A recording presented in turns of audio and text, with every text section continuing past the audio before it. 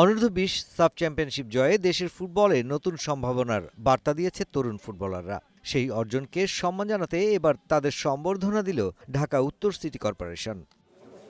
সকালে গুলশানের সিটি ভবনের অডিটোরিয়ামে আয়োজিত এই সম্বর্ধনা অনুষ্ঠানে সাফজয়ী ফুটবলারদের হাতে তুলে দেয়া হয় সম্মাননার স্মারক ও প্রত্যেককে 50,000 টাকার চেক।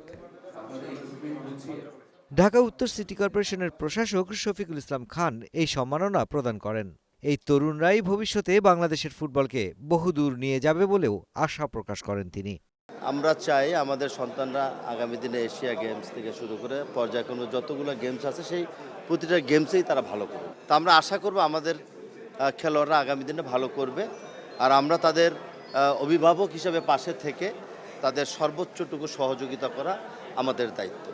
অনুষ্ঠানে অতিথি হয়ে আসা বাফুফের সভাপতি তাবিদ আওয়াল বলেন, ঢাকা উত্তর সিটি কর্পোরেশনের এমন সহযোগিতা অব্যাহত থাকলে শুধু ফুটবল নয়, বরং বাংলাদেশের ক্রীড়াঙ্গনকেই এগিয়ে নেবে। এরকম উদ্যোগ উনি নিয়েছে, নট প্লেয়ারদের প্রতি বা পুরা শহরের প্রতি। আর আমরা তো অফকোর্স খুশি, কারণ এরকম প্রতিষ্ঠান যখন এগিয়ে আসে তখনই আমরা মনে করি আমরা স্বীকৃতি পাচ্ছি যে আমাদের কাজের একটা সফলতা আসলেই আসতেছে।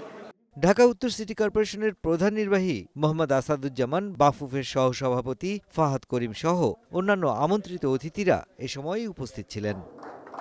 চলতি মাসের প্রথম সপ্তাহে সাফের শিরোপা জিতে দেশে ফেরে ফয়সাল, মিঠু, ইউসুফরা। তাদের এই অর্জন দেশের ফুটবলে নতুন আশার আলো জ্বালিয়েছে। আমরা এখন সাউথ এশিয়াতে সেরা, তো আমাদের এখন টার্গেট এশিয়া কাপে কিভাবে সেরা হওয়া যায়, এবং আমাদের যেভাবে সাপোর্ট দেওয়া হচ্ছে, সিটি কর্পোরেশন যেভাবে সাপোর্ট দিছে, আমরা অব্যাহত থাকবো, সবসময় আমাদের এই সাপোর্টটা দিয়ে যাবে তারা আমাদের বেশ ভালোভাবে অনুপ্রাণিত করছে। আমরা আশাবাদী, আমরা ইনশাল্লাহ 2027 যে কোয়ালিফাই আছে আমরা এশিয়া কাপটা খেলবো ইনশাল্লাহ।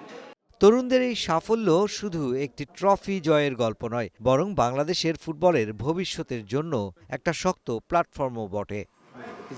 Mushfiqur Rahman, star news, Dhaka.